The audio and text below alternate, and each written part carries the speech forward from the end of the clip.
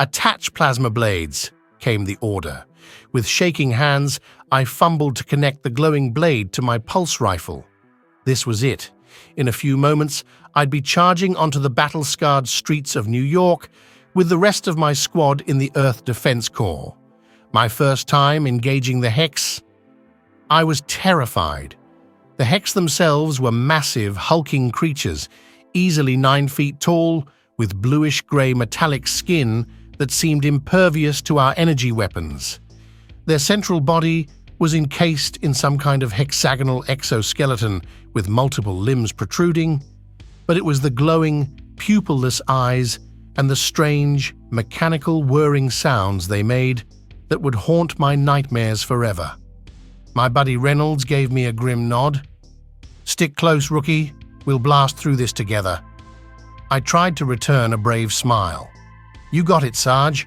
We'll wipe these bloody Hex off the map." But my false confidence wavered as I heard the aerial bombardment intensify. The ground shook and the noise was deafening. I couldn't stop my knees from knocking together. "Steady now," said Lieutenant Silver, clapping me on the back. "We've trained for this. Focus on your sector." Then we heard it, the shrill blast signaling the attack. "Advance," yelled Somber and Dr. Ward. With my heart racing, I leapt over the barricade and onto the rubble-strewn streets. I wanted to freeze or flee, but training and adrenaline propelled me forward. All around me was screaming and chaos. Concrete sprayed up from the plasma impacts, the air choked with smoke and ozone. But I fixed my eyes on Sarge's back and kept pushing ahead. Until that very moment, I still couldn't believe it. It started as a typical Tuesday morning. Commuters crowded the sidewalks. Cars honked on jammed streets under sunny skies.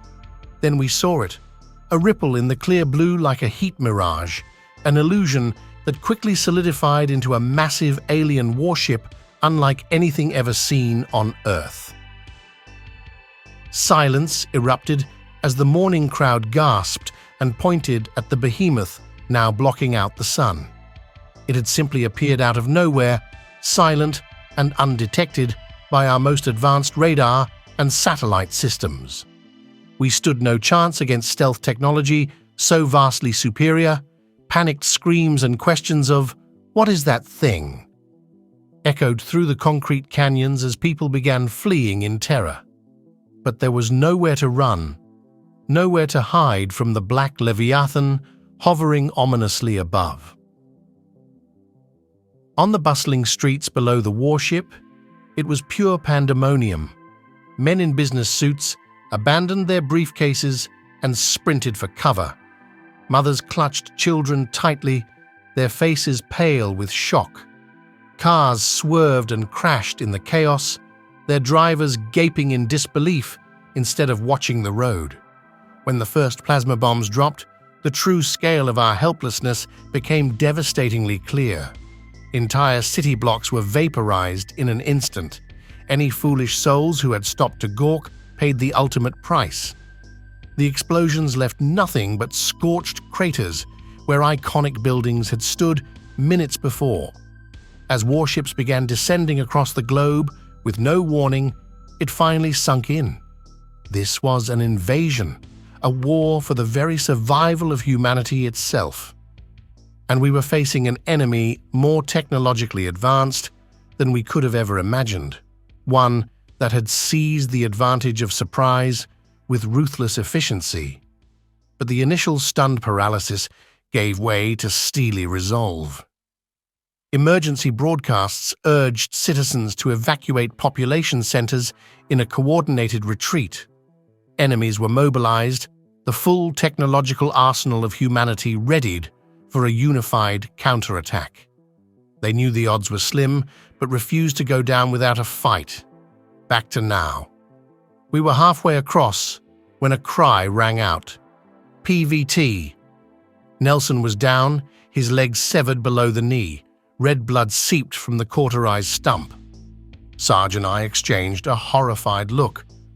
But before we could react, some Dr. Ward's voice boomed over the comms. "Leave him. Keep advancing." I thought I would retch, We couldn't just abandon Nelson writhing there alone, but the commander's order was final. Swallowing bile, I tore my eyes away and continued toward the objective. Crouched behind a crashed hovercar, I paused to steady my spinning thoughts. The bombardment halts, leaving an eerie silence hanging over the rubble. In these quiet moments, doubts creep in. What am I doing here attempting this suicidal assault? I was just a miner, not a soldier, but then I remember why I'm here. For my home, yes. But also for the squad beside me, relying on me to do my job so we can survive together. And for all the innocent lives depending on us planetside, the fate of humanity hangs in the balance. As the barrage resumes, I slowly rise and advance to the next piece of cover. The Hex Hive spire, pulsing with alien energy, looms ahead. I must destroy it, but panic screams at me to retreat, to find some crevice to hide in, until it's over. War changes us all. Today I must kill efficiently, without mercy, burying my conscience. But when this ends, reclaiming my humanity will be the real battle, if I even make it. Reaching the spire, I halt, gazing up at the throbbing alien mass. So many lost, so much potential extinguished. And for what? A few blocks of rubble? My heart feels heavy, but my mission leaves no room for doubt. I do what's required. The explosives peel open the spire, but I take no joy in the small victory. Blue blood now stains my hands, joining countless others. The price of survival is steep. As I watch my squad press forward, I mourn for both species, the brave and the deluded, dying for causes bigger than themselves. But still I cling to hope. I must believe our sacrifice and sorrow will lead to peace, that our shared spirit will prevail. If only we keep striving. War twists us all, making monsters of the noble, but we can learn, understand, choose another path. Someday the guns will go quiet. I hold on to this fragile dream, even as I steel myself for the battles ahead. We have so far yet to go. That's it, everyone. I want to share some thoughts on a short story that powerfully captures the brutality and complexities of war. The story follows a rookie soldier heading into his first battle against a merciless alien enemy. We experience the story through his eyes as he grapples with paralyzing fear, the chaos of combat, and devastating moral dilemmas. The descent from naive enthusiasm into grim disillusionment is striking. Unable to prove his valor at first, the rookie soon confronts the visceral horror of war, the screams, the smoke, the non-stop barrage of firepower vaporizing everything in its path.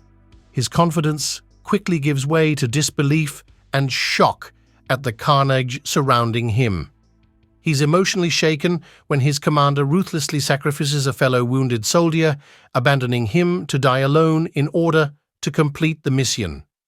This story compellingly shows how war takes an immense physical and psychological toll.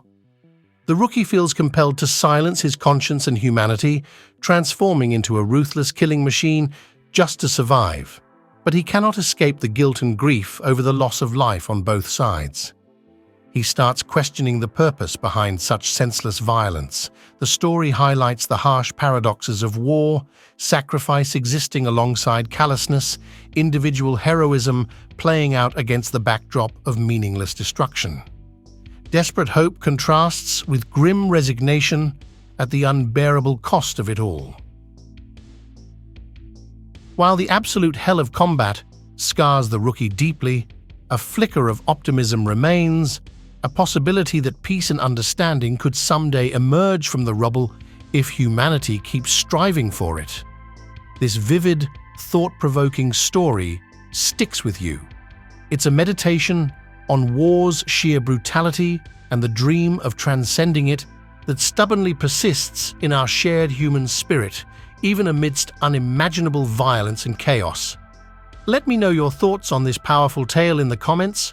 What anti-war stories have affected you most deeply? I look forward to discussing them with you all.